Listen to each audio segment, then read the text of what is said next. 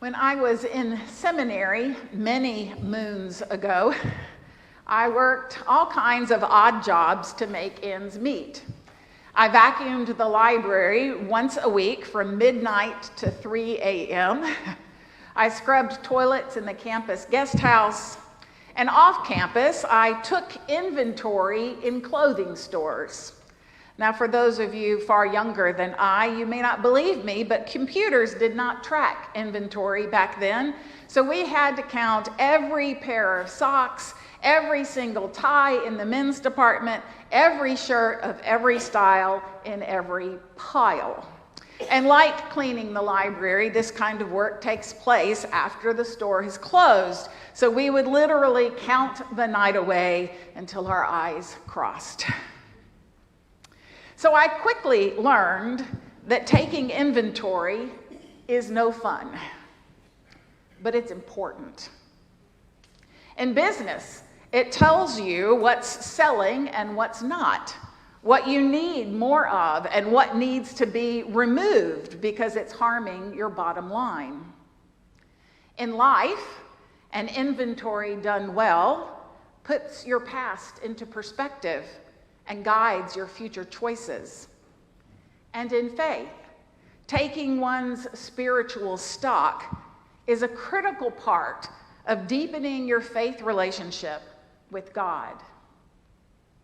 In modern times, Alcoholics Anonymous has led the way in this concept of taking inventory.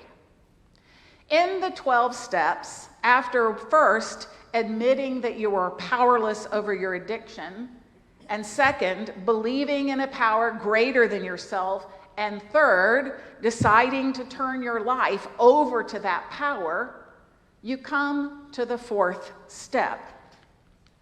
Make a searching and fearless moral inventory of yourself.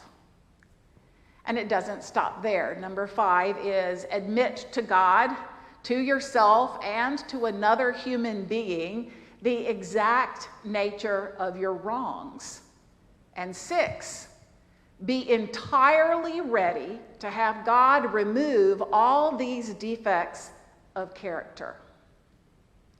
And before you even approach this searching and fearless moral inventory, they turn to God in prayer, saying something along the lines of, God, please help me face and be rid of the things in myself which have been blocking me from you, other people, and myself. With prayers as deep as this, it is no wonder why so many Americans find their spiritual strength in the recovery community. Ash Wednesday and the season of Lent are all about taking that searching and fearless inventory of our faith relationship with God. While it may not focus exclusively on a person's morality, it is an intentional time set apart each year to stop and consider the depth of our relationship with God. It's a time to see what's selling in our lives, what's working, and it's a time to consider what needs to be removed because it is harming our bottom line.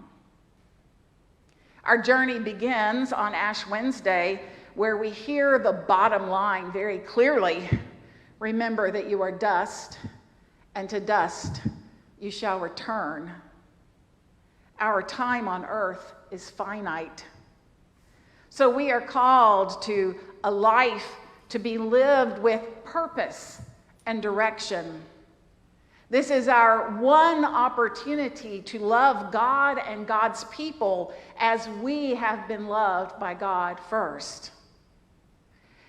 Tonight, we will share words of confession. This is the longest confession we use at any time in the church year, and it covers a lot of ground.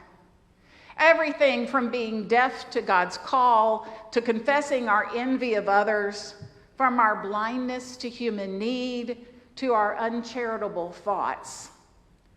all ending in the phrase, "Restore us, good Lord, and let your anger depart from us."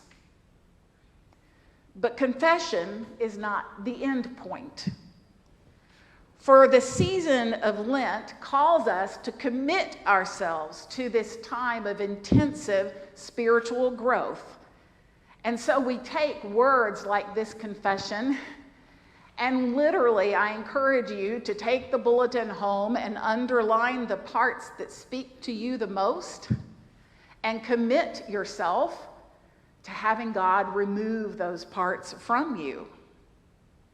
In order to do that during this season of Lent, some people give up things that they especially like, not to prove that they have willpower, but to open up space for God to work. For example, if every time I think of chocolate during a day, I intentionally think about God instead, let me tell you that I will be praying a lot.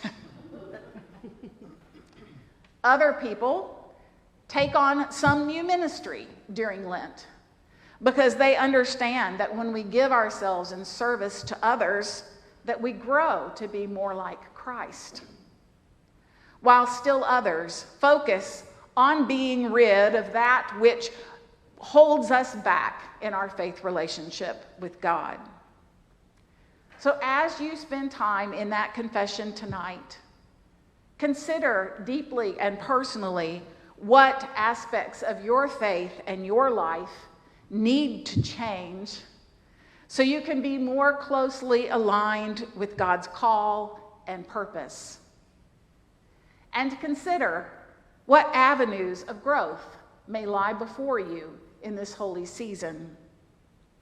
And ask yourself, will I invest in my spiritual connection with our loving God? Cross of Life has fostered many opportunities for spiritual growth. Each day during Lent, we are sending out devotions written by Cross of Life staff members and church members, focusing on where God's story intersects with our own story. Small study groups will meet throughout the week, allowing us time to explore those biblical stories further and to hear and share in one another's story. On Wednesday evenings, we will feed your body with dinner at 5:30 and feed your soul with evening prayer at 6:15.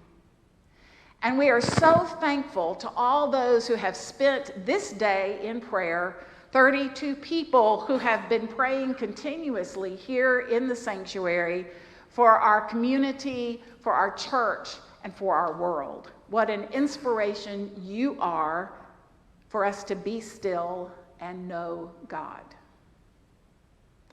So tonight, I encourage you to take inventory and commit yourself to act on the results that you find.